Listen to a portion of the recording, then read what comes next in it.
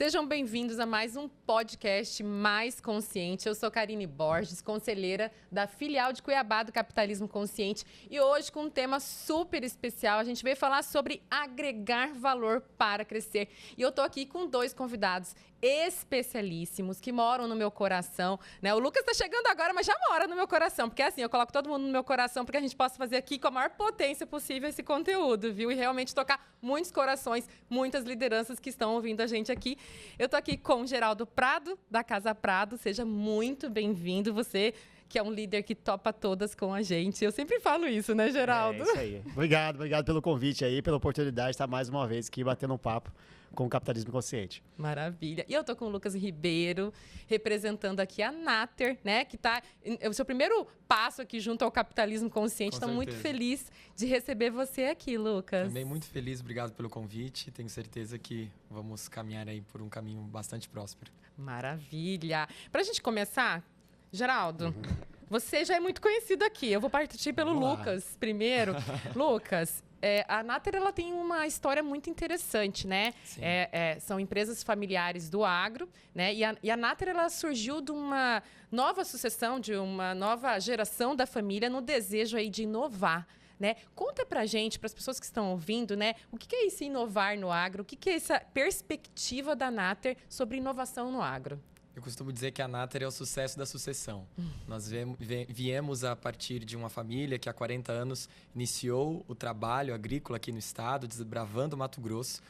E a gente pensa em inovação como não fazer algo realmente novo, não é sobre inventar a roda, mas talvez realmente estar conectado em melhorar o processo, entender e aprender com o que podia ter sido feito diferente e a partir daí então melhorar os processos, né? O Rafael Bortoli, que hoje é o CEO e sócio proprietário, junto com a sua irmã, a Aline Bortoli, eles têm um viés bastante empreendedor. Sim. Tem um viés, eu costumo chamar também o Rafa de alguém que é um early adopter, ele gosta de testar novas tecnologias, testar tecnologias que envolvam a melhoria contínua da produção agrícola para potencializar o melhor da terra, para produzir mais com menos, né? Então, realmente, o nosso aspecto de inovação passa por todo esse viés. E é gostoso trabalhar numa empresa que é inovadora, que tem como um dos seus valores a inovação, né? Eu já ouvi muito, já estudei bastante sobre a Nater, né? Para vir falar aqui.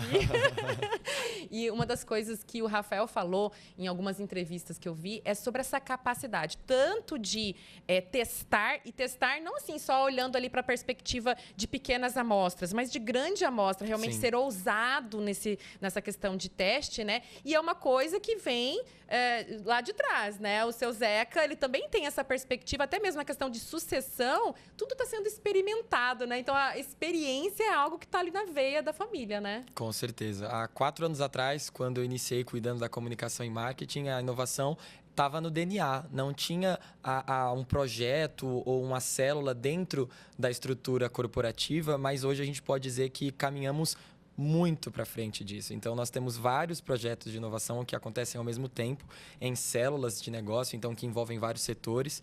Eu fico à frente de alguns dessas áreas, mas isso com certeza vem do DNA. Vem da essência que o Zeca tem, que passa para a liderança do Rafael, que chega para todo o time de gerentes, todo o time corporativo, sem dúvida. Maravilha. E para quem está ouvindo a gente, só para a gente colocar todo mundo na mesma página, né? Porque as pessoas pensam assim, agregar valor. Mas tá, o que é esse negócio de agregar valor, né? Agregar valor, gente, é olhar para a perspectiva das pessoas, né? Do ambiente que está sendo impactado pelo negócio. Como é que eu posso contribuir para o crescimento, para o desenvolvimento dessas partes, que a gente costuma chamar de stakeholders, né? Então, como é que eu posso atender as necessidades das partes envolvidas que são impactadas pelo negócio e ainda, ou seja, ou ainda melhor, crescer, né? Sem dúvida. Isso é porque não adianta só querer melhorar todas as partes e não crescer, né? Nós também temos que pensar na melhora do negócio, né? Então, para que todo mundo entenda aí a perspectiva de onde a gente vai navegar aqui nesse podcast, a gente vai falar muito de inovação, né? E o Geraldo, ele vem também de uma sucessão inovadora, né? Uma sucessão que já vem aí de uma família com vários valores muito humanos, o que converge muito também com a Nater, a gente já vai aqui abordar também. E O Geraldo, ele vem aí na segunda família, segunda geração? Terceira geração, né? Na terceira geração já estão aí completando 70 anos. Geraldo, fala um pouquinho sobre como que é essa perspectiva de inovação, que eu, na minha perspectiva, eu conhecendo a Casa Prado, eu vejo hoje ainda mais inovadora, com um potencial ainda maior de inovação, olhando para tudo que vocês têm feito na perspectiva, né, da moda, do têxtil, né, da área do varejo que vocês têm atuado, né? Como é que é essa sua visão sobre a inovação na área de vocês? Então, como você comentou, Karine, a Casa Prado vai completar 70 anos no ano que vem, em fevereiro. Nós estamos na terceira geração. Meu avô que fundou essa empresa lá em 1955. Meu avô, ele nasceu em Poconé, meu avô e a minha avó, então os dois têm uma origem, né, dentro do Pantanal, e a gente tem uma relação muito grande com o estado, com a cidade, com Cuiabá. Acho que por ter 70 anos de história, eu cresci dentro da loja, meu pai cresceu dentro da loja. Quando montou essa loja em 1955, meu pai tinha 4 anos de idade. Então ele corria entre as caixas de sapato dentro da loja, ele conta isso. Então ele cresceu dentro da loja, eu e minha irmã crescemos dentro da loja. Então acho que esse amor pela marca foi uma coisa que foi natural. Tanto que a gente teve a oportunidade de repente, estudar para fazer um concurso ou fazer uma faculdade buscando outra profissão, mas a gente nunca quis, nem eu nem ela, a gente sempre foi apaixonado pelo negócio. Eu acho que a inovação que a gente conseguiu trazer veio muito disso, de que a gente sabia que o negócio precisava de um fôlego novo. Eu estou desde 2005 no negócio, então o ano que vem completo também 20 anos aí dentro.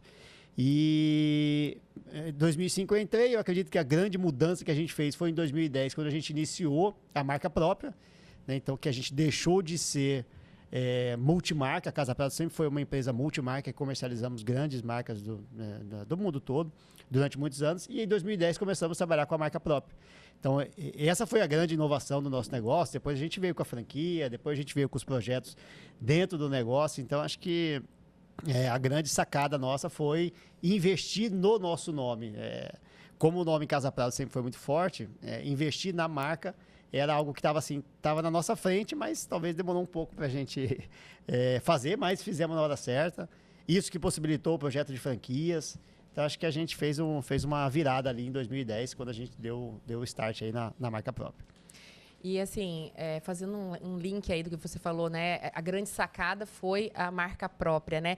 Isso é resultado de confiança e credibilidade que vocês adquiriram ao longo do tempo, né? E confiança e credibilidade a gente constrói e constrói de verdade, né? Fazendo a verdade, com verdade e de uma forma muito humana, né? O que você acredita, assim, que veio, né? Aí da raiz do seu avô, do seu pai. E você falou assim, a paixão pela marca, mas você viu o seu pai fazendo aquilo com amor, cuidando das pessoas.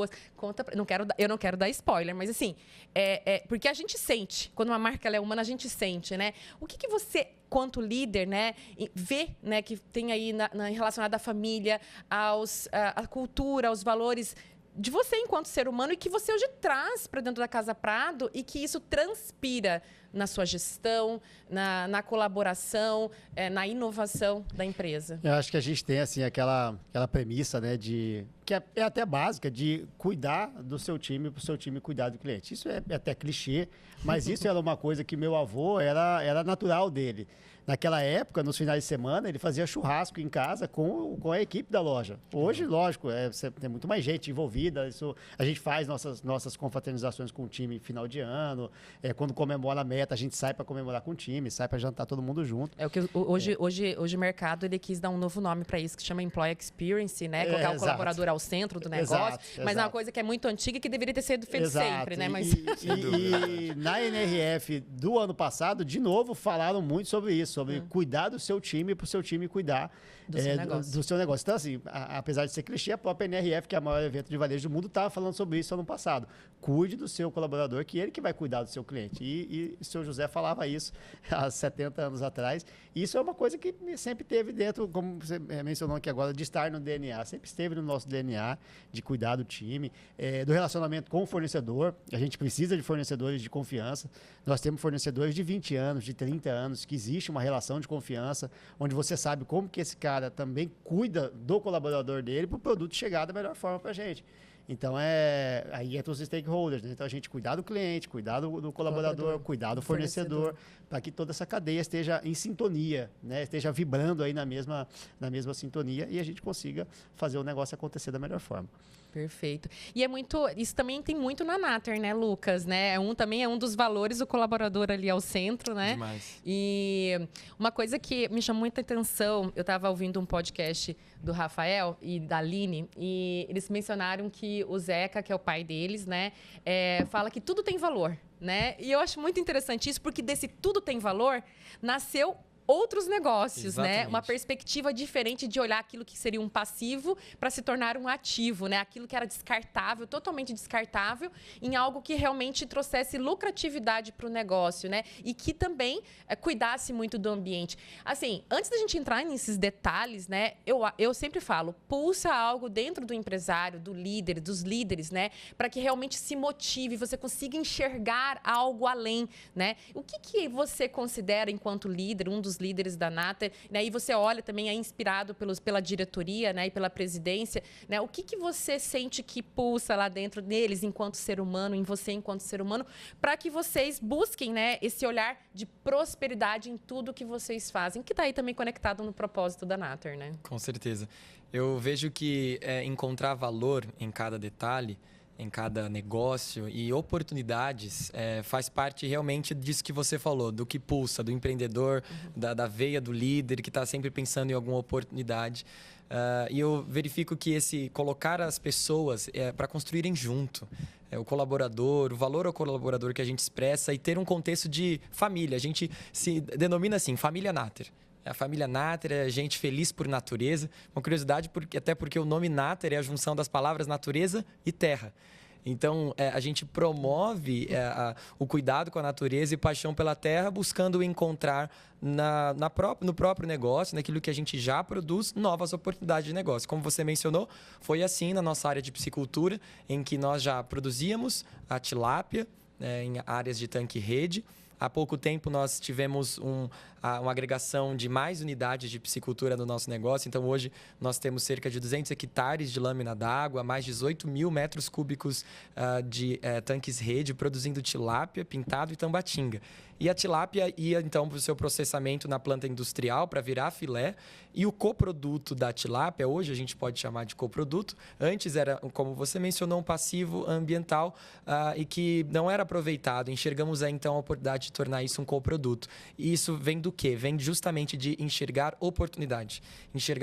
Todos nós, todos os líderes da Natter, nós estamos sempre pensando dessa forma. Como enxergar a oportunidade no mais singelo, na menor situação possível do nosso dia a dia, como enxergar a oportunidade de fazer aquilo melhor. Inovar de uma forma, não criando algo novo, mas melhorando o processo. Foi assim que a gente desenvolveu uma indústria de fertilizantes orgânicos, que esses fertilizantes são feitos a partir do coproduto da tilápia. Então, esse fertilizante volta para a lavoura, né, em diversas culturas, incluindo o milho, que é um dos insumos para a produção da ração do peixe. Essa ração é destinada ao peixe, e então a gente tem todo o ciclo virtuoso da economia circular rodando na estrutura de negócios da Natter. É maravilhoso isso. Nossa, a gente fica assim... os olhos e pensar que está aqui em Mato Grosso, uma realidade que vem de casa, isso, né? Isso, sem dúvida, é muito interessante. Estamos aqui falando de 2 negócios, essencialmente mato-grossenses. Exato. E assim, muitas pessoas, muitos empresários têm dificuldade de associar negócio, estratégia de negócio e sustentabilidade. Você é responsável pela área de sustentabilidade da Natter, né? Cuida exatamente da parte de cultura, comunicação, e a gente tem essa célula de sustentabilidade. Exato. Que une a nossa analista ambiental, jurídico e outra diretoria. E as pessoas têm dificuldade, os empresários, os líderes, até mesmo os próprios gestores de ESG, muita gente tem dificuldade de associar essas duas partes. E vocês fazem isso com uma maestria, porque você falou para mim, a gente vê a oportunidade em tudo, mas não é só sobre olhar na perspectiva do negócio, mas sempre permeando sobre os seus stakeholders. Então, como isso pode ser bom para nós e para quem está sendo impactado? Uma das coisas que o Rafael também, inclusive, fala, né? Tem que ser bom para todo mundo. Exato. Né? Então, assim, olha só, que nem eu vou trazer exemplos que foram coisas que eu achei demais, assim, você pode melhorar aqui, né?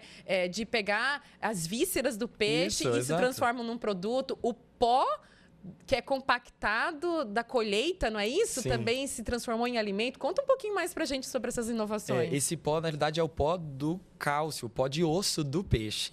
Esse pó de osso, a gente pega o osso que fica também sobra da produção do fertilizante e a gente transforma isso num pó de cálcio. É cálcio e fósforo, é puro cálcio e fósforo. E esse pó, ele volta para a lavoura. Então, também tem mais um pouco de sustentabilidade aí. A gente busca pensar a sustentabilidade, Karine, pelo tripé econômico, social e ambiental. Então, não é possível pensar só a sustentabilidade do ponto de vista ambiental. A gente tem que pensar nos três aspectos. Juntos, funcionando juntos. Por isso, se torna bom para todo mundo.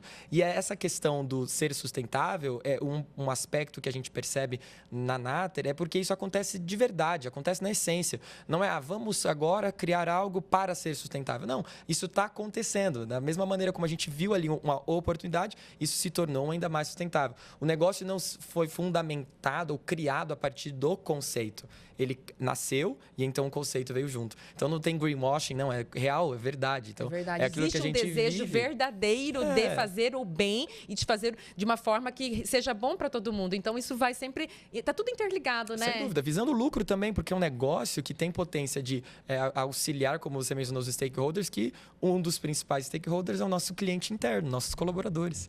Pega esse insight, você que está ouvindo a gente aqui. Que coisa fantástica, que eu acho que a gente ouve muito pouco, né? Sobre essa perspectiva de olhar o ESG de forma integrada e não separada, Justamente. né? Como é que você olha para as oportunidades de forma integrada, né? Tem que ser bom para todos, mas também tem que ser lucrativo, né? Então, não é só olhar na perspectiva... isso é muito que acontece, né? O que nós vamos fazer para a natureza?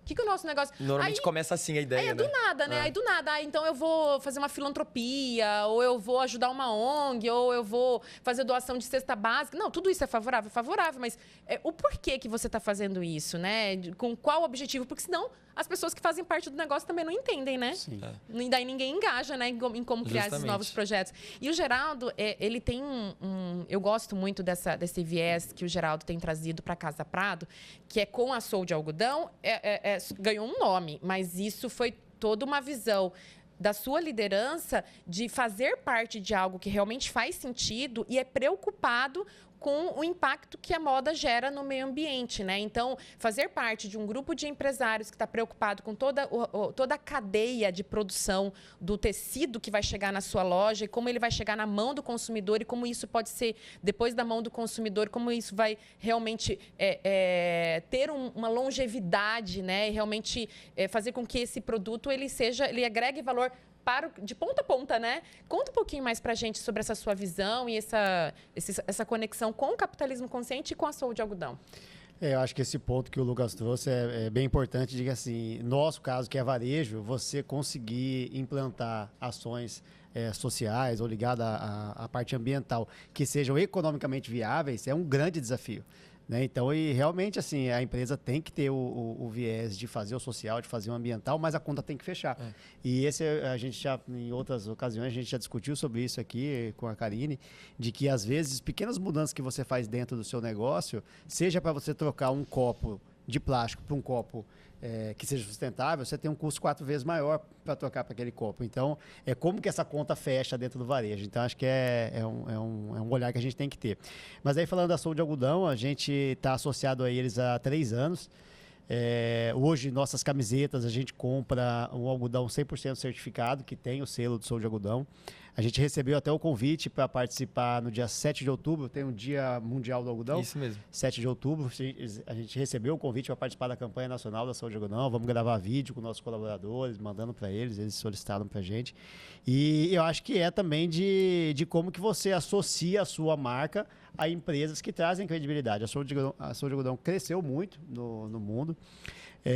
A gente compra algodão de uma empresa do Sul, que ela também tem o selo BCI, que é o Better Cotton Initiative, que é uma outra iniciativa mundial que garante rastreabilidade do algodão. Então, hoje, 100% das nossas camisetas utiliza esse algodão.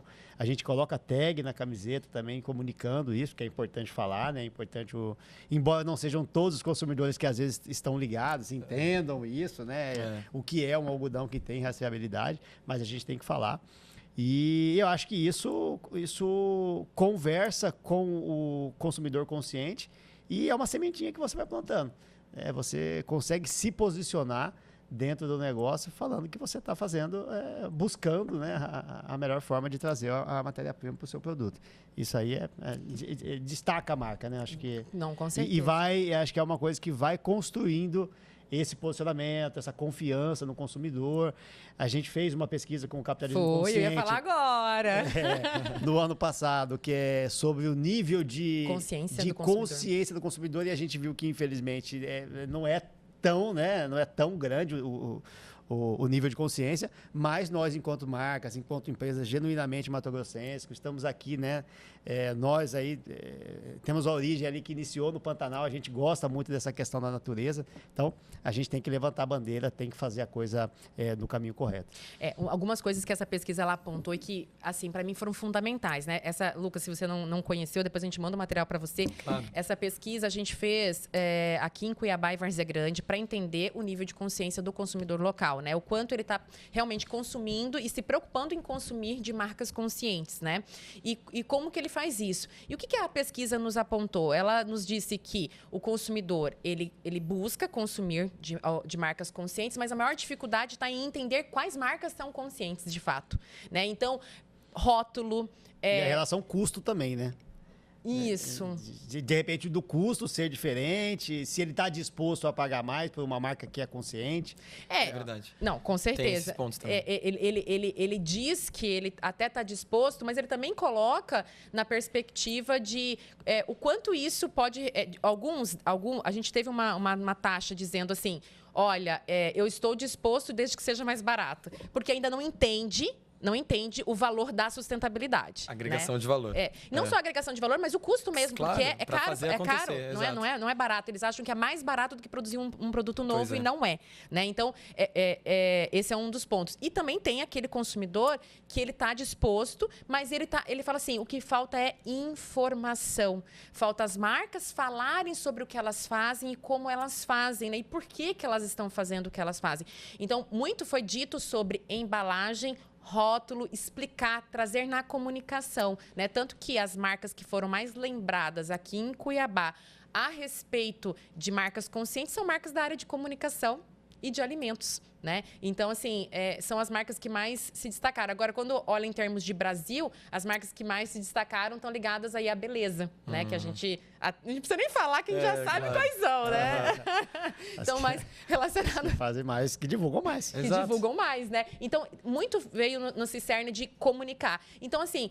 E uma coisa interessante que o Geraldo falou, a gente precisa comunicar mesmo. Por que não consome mais? Porque falta comunicação, falta a responsabilidade do empresário em comunicar e dizer o que você está fazendo e por que isso é importante para o consumidor, para a empresa, para o planeta, para todas as partes que são envolvidas, né? E isso ver agregar valor. E quando a gente fala, Geraldo, você estava mencionando aqui sobre todo o trabalho que você trouxe para essa sua nova gestão, né? De olhar para todo o caminho do algodão, de realmente fazer uma compra responsável, uma produção responsável, uma entrega responsável. Hoje, você já começa a sentir, através do consumidor, que ele está voltando também por conta disso, porque ele encontra na marca uma marca responsável? Eu acredito que sim.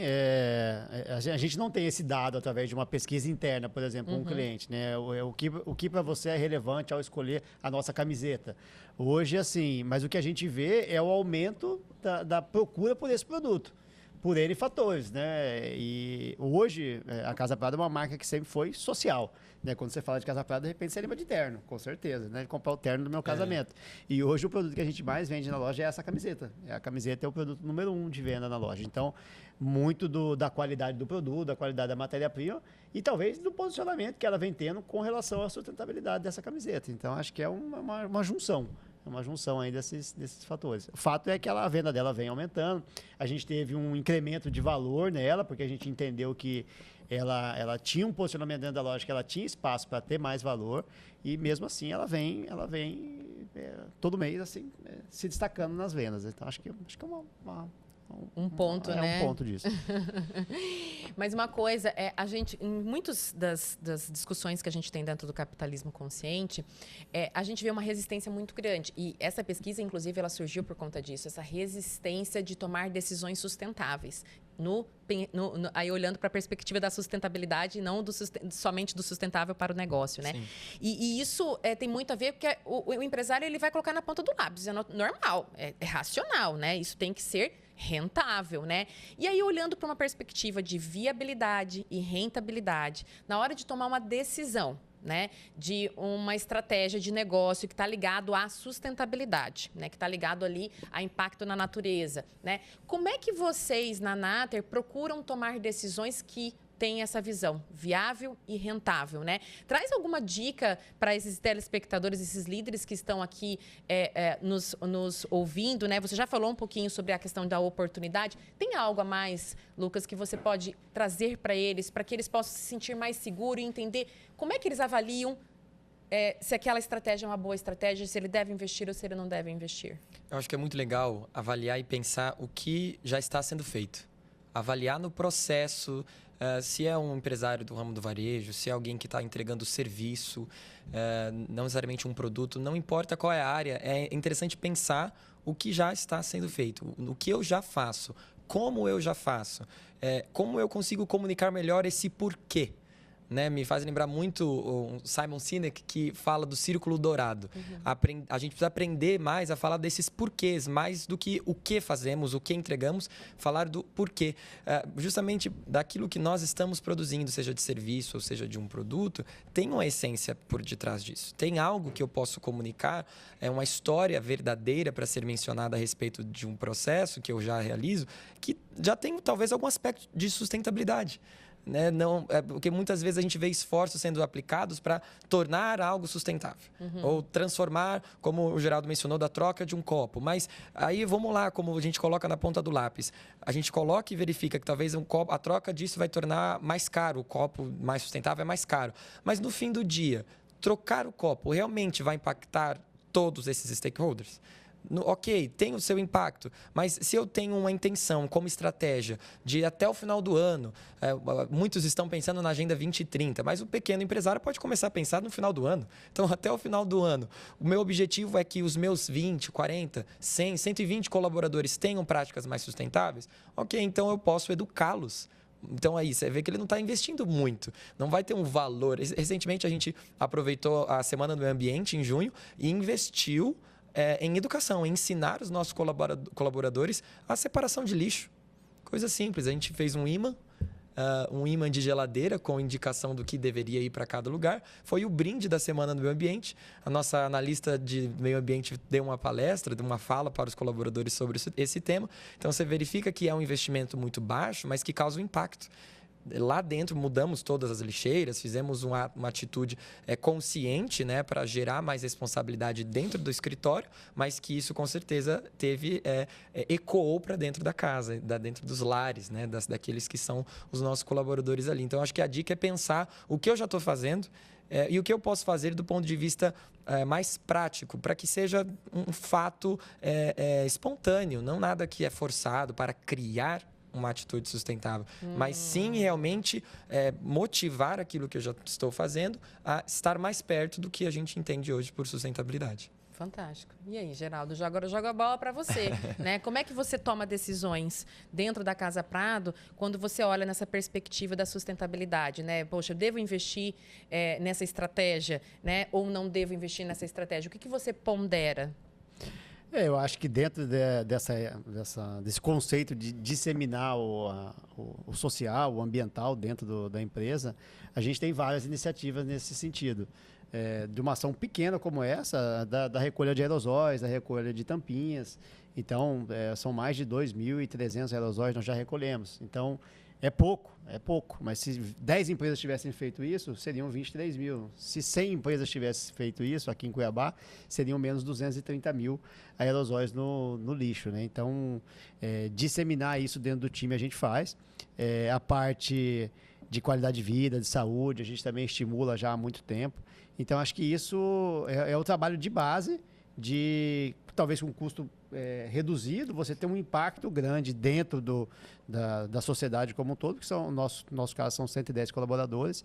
Então, se todo mundo tiver melhores práticas ambientais dentro de casa, como recolher o lixo. Até gostei dessa ideia aí. Vou fazer. Depois eu te mando o arquivo para você já fazer esse imã também. Que essa a gente não fez ainda lá. Ótimo. Geraldo, falando você que é do varejo, né? Uma coisa que é muito comum e aí gera muito lixo são as embalagens, são as sacolas, né? Se você tem que tomar uma decisão sobre trabalhar com um produto mais sustentável ou não, mesmo ele sendo mais caro, vamos olhar para essa perspectiva mais prática aqui, né? O que você pondera para realmente falar, olha, isso no longo prazo, ou isso está convergindo com o meu propósito, ou isso faz sentido por tal coisa, né? O que você pode trazer na sua perspectiva?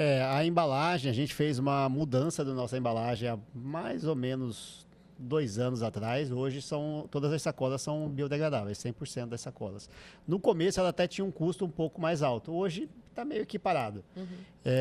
A parte de copo, plástico, isso a gente já mudou há muito tempo, né? Há muito tempo que a gente usa o sustentável. As embalagens que vêm a mercadoria, toda a gente manda para reciclagem, isso já há muitos anos. O que a gente está fazendo lá dentro também, a gente começou o inventário de carbono há 3 anos. Inclusive, essa semana vem em Cuiabá o pessoal da Plantes, que é uma consultoria que faz esse trabalho para a gente já há 3 anos. Elas nunca vieram aqui, são de fora. Então, vão conhecer Cuiabá, nosso calorzinho gostoso. Essa época que tá uma delícia, tá Cuiabá. Delícia, gente. Venham a Cuiabá nessa época. Então, para dar início à nossa terceira rodada de inventário de carbono, a gente fez 2021, 22 e vai fazer agora 23. 22 a gente fez a compensação de 51 toneladas, de 21 a gente não compensou, a gente acabou perdendo o time e estamos inventariando agora 23.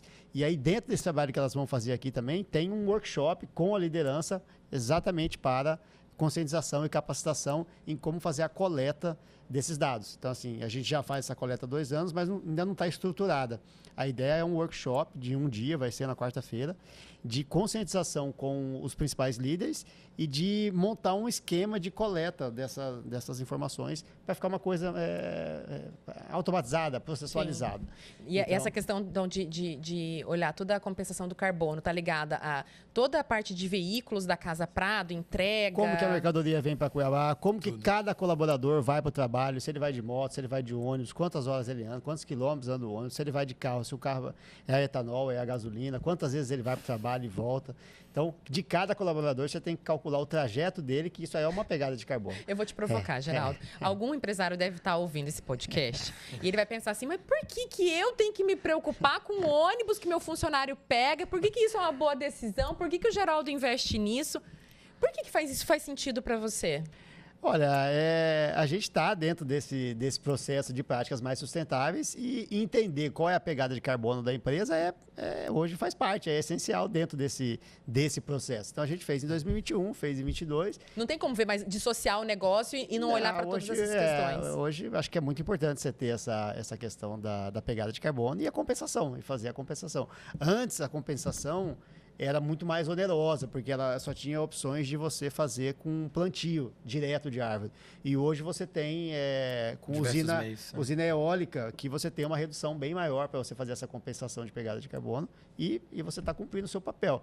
Então, assim, a gente sabe que a moda ela é poluente, né? A gente vê quantas notícias falando sobre o deserto de lixo no Atacama. Então, assim, a gente sabe que a moda, de forma mundial, ela tem um olhar da população, da mídia, de que ela é poluente. Então, eu acho que cada um, no nosso caso, né, que estamos no varejo de moda, como que a gente busca mitigar, reduzir o nosso impacto. Que impacto a gente vai continuar invariavelmente acontecendo. Então, como que eu posso reduzir o impacto? Eu acho que entender qual é a nossa pegada de carbono e compensar, acho que é uma medida prática. Eu vou dizer algo que eu acho que o Geraldo não falou assim tão claramente, gente. Isso se chama assim, conversa de adultos. Isso se chama responsabilidade, né?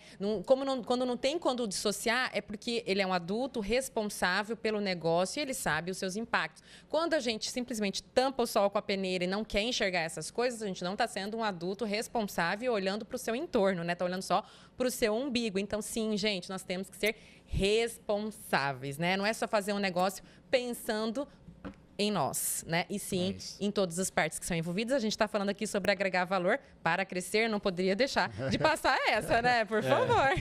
E, Lucas, vocês também estão fazendo compensação de carbono lá na Natter, né? Como é que está sendo esse processo? Dentro da área de produção, uma área tão grande, né? É muito diferente. E isso que você falou sobre responsabilidade também são pontos que o mercado exige, são coisas que o mercado pede. Né? No agro, principalmente, a gente tem um mercado do consumidor de commodity que coloca o Brasil, que é hoje um dos principais produtores e exportadores de grãos do mundo, nessa onda, né? De mais sustentabilidade por exigências do mercado. E isso é muito bom para todas as partes. Por nos tornar mais responsáveis e por trazer mais consciência e fazer as pessoas entenderem que a roupa que ela está vestindo, a comida que ela está comendo, passa por esse processo de produção de commodity, de grãos, né? E no nosso caso, na soja, milho, principalmente na soja, que hoje é onde a gente está no projeto, né, de captação do carbono. A gente hoje, na necessidade do agro, é entender quanto a gente está produzindo de carbono. Começa por aí, que é diferente, um pouco diferente. Então, é por isso que nós fomos, a Natter foi uma das 10 empresas do Brasil a assinar um acordo de parceria com a Embrapa para realizarmos, então, a primeira calculadora, construir a primeira calculadora de pegada de carbono para ambientes tropicais. Né, no Cerrado. É isso. É a principal diferença do ambiente aqui do Cerrado com os Estados Unidos, que já existem várias empresas lá nos Estados Unidos fazendo isso para os produtores, para fazendeiros. Então, a gente tem essas diferenças aqui do nosso clima e etc. Então, nós estamos nesse projeto em alguns talhões espalhados nas nossas fazendas e esse projeto tem esse objetivo, entender o que a gente está produzindo, que pegada é essa, para então realizar as atitudes que compensam esse carbono, e a gente já faz isso. Uma das coisas que a agricultura realiza para melhorar o manejo, a fim de poder potencializar essa questão da pegada de carbono, é a rotação de cultura e o mix de culturas em uma mesma área. Então, são áreas em que a gente planta várias variedades no momento da entre-safra. Então, no momento em que não se está plantando safra ou safrinha, a gente entra ali no momento da safrinha com um mix de cobertura, a gente chama cobertura diária. Então, crotalária, milheto, a gente planta junto, são variedades para cobrir aquele solo, para dar a ele a capacidade de recuperar depois de tanto tempo de manejo. Então, essas são atitudes mais sustentáveis para poder compensar no que diz respeito à pegada de carbono. Maravilha. E assim, a gente está indo para o final desse podcast. Bom que dá para ouvir outras vezes, várias vezes. Gente. E assim, uma coisa que toca fundo no meu coração quando eu ouço vocês é prosperidade, né? Empresários que prosperam, quando a gente vê que eles prosperam, né? Empresas que estão prosperando e que o seu entorno está prosperando, né? Tudo que está conectado está prosperando, são pessoas que não pensam só em si. Né? E quando a gente falou aqui de responsabilidade, é algo muito importante, porque se eu olho se eu não olho para o meu entorno, né? Se eu não sou capaz de olhar para o meu entorno, eu não tenho capacidade de gerir um negócio que vai trabalhar com várias pessoas. Eu não tenho capacidade de ser responsável suficiente para gerir um negócio, né? Então, é complicado você querer prosperar um negócio que envolve tantas pessoas quando você só pensa em você, né? Então, assim, eu vejo muito que empresários que prosperam são empresários que realmente pensam no seu entorno, pensam em como agregar valor em tudo que fazem, em tudo que tocam, né? Então, esse podcast, ele vem justamente para trabalhar e pegar em cima desse ponto, porque tem muita gente que ainda tem um pensamento míope. Eu abro meu negócio só para minha subsistência, para o meu... Sim, a gente tem muitos microempreendedores que estão abrindo negócio para se sustentar, mas a gente não precisa só fazer isso. A gente pode fazer isso de uma forma em que nós crescemos, a nossa família cresce, o nosso 2 colaborador também está crescendo, aquele fornecedor também está crescendo, quando a gente é justo, quando a gente é honesto, quando a gente trabalha realmente com valores que vão realmente agregar valor para todas as partes envolvidas, né? O quanto é importante a gente trabalhar de forma justa, de forma correta. Quem faz certo, tudo dá certo. Eu gosto de pensar assim, né? Então, a gente tem que fazer o certo. E para a gente ir finalizando, quero deixar a última pergunta aqui para vocês. Pensar em agregar valor é o caminho hoje? É o caminho para qualquer negócio crescer? O que você acha, Lucas? Sem dúvida. A essência da Natter é crescer para compartilhar sempre. Então, a gente cresce para compartilhar com todos os envolvidos. E à medida que o negócio vai crescendo, a gente amplia a possibilidade de compartilhar. Então, esse agregar valor com vistas no crescimento, quanto mais eu potencializo o negócio que hoje está nas minhas mãos, quanto mais potencializamos em oportunidades, em novos negócios, ou enxergo no que eu já faço oportunidades de fazer ainda melhor, mais cresço e assim crescendo compartilho e posso apoiar, então, todos os envolvidos. E, sem dúvida, isso é algo que faz muito sentido. E para nós, a nossa trajetória, uma das coisas que nos marca muito, temos como essência, a fé em Deus, esse é o nosso principal valor. Uma das coisas que nos marca muito é um texto que está lá, Salomão escreveu, o cara que a Bíblia diz que foi o mais sábio de todos os tempos, e tem um texto que ele diz que nem sempre o mais sábio enriquece e nem sempre o mais rápido vence a corrida. Tudo depende de estar no lugar certo e na hora certa. Daí a gente entende que nessa tocada, nesse dia a dia, o crescer para compartilhar sempre tem a ver com isso. Estar no lugar certo, na hora certa, cumprindo o propósito, fazendo aquilo que é certo, como você mesma mencionou. Exato. E você, Geraldo, que dica que você pode deixar para os nossos telespectadores, né, a respeito de olhar para esse agregar valor para crescer, né? É um caminho? Eu acho que dentro desse contexto, a gente fez uma pesquisa uma vez e a gente fez essa pergunta: o que é valor para o nosso cliente? Porque às vezes o que a gente acha que é valor, muitas vezes não é o que o cliente espera. E dessa pesquisa, a gente tirou bastante lições e entendeu que muito estava dentro de valorizar o nosso produto. Então, assim, até nas campanhas, na forma de você fazer a campanha, dentro dessa pergunta também tinha muitas questões ligadas à fé, à religião. A gente entendeu que a gente tinha um público bastante religioso. E até o tipo de campanha, o tipo de aonde que você deveria estar aparecendo com o seu produto, com o seu serviço. Então, foi uma pesquisa que a gente fez mais ou menos há 2 anos atrás e orientou bastante a gente com relação a agregar valor no produto. Então, a gente já vinha fazendo isso e a gente acabou dando sequência a isso em campanhas, em investir em qualidade de matéria-prima, em parcerias como o Sou de Algodão, com a BCI, enfim. Acho que foi um caminho que a gente seguiu aí para elevar cada vez mais o padrão do produto. Isso vem nos mostrar que não tem como a gente dissociar o ser humano que a gente é daquilo que a gente faz dentro do negócio, né? Jamais. E que amor e resultados andam juntos também. Então, assim, quando a gente fala de agregar valor, é olhar para o próximo, né? Sim. Então, se eu estou olhando para o próximo, eu tenho que amar sem realmente conhecer essas pessoas e fazer o melhor que eu posso por elas, né? Então, não tem como dissociar. E é um nominho que é difícil de falar no mundo dos negócios. São 4 letrinhas, difícil de falar no mundo dos negócios. Mas eu gosto de provocar, né, Geraldo? Eu gosto de provocar, de falar de espiritualidade, falar de religião. Eu gosto de falar. Mas a gente deixa isso para um outro podcast. Muito bom. Então, a gente está indo para o final. Eu quero agradecer o Lucas e o Geraldo por estarem aqui comigo nesse podcast. Foi incrível estar com vocês. Muito obrigada. Gratidão mesmo por compartilhar, por trazer tantos insights ricos e trazer realmente isso para dentro de tantas outras empresas que vão estar nos ouvindo ao longo de todo esse Brasil. O podcast do Capitalismo Consciente, ele é compartilhado em toda a rede do Brasil do Movimento Capitalismo Consciente, no YouTube. Se vocês tiverem vontade, vai lá no YouTube, Capitalismo Consciente Brasil, no Instagram, Capitalismo Consciente Brasil. Quer conhecer mais do movimento? iccb.cc. É isso mesmo, Cícero? Acertei, viu? Ele achou que eu ia esquecer, né? www.iccb.cc.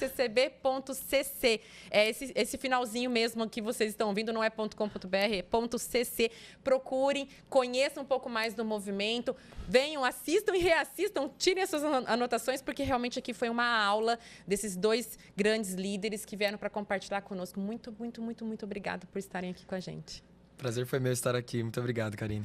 Obrigado, Karine. Eu agradeço aí pela oportunidade de mais uma vez bater esse papo aqui e falar sobre o capitalismo consciente.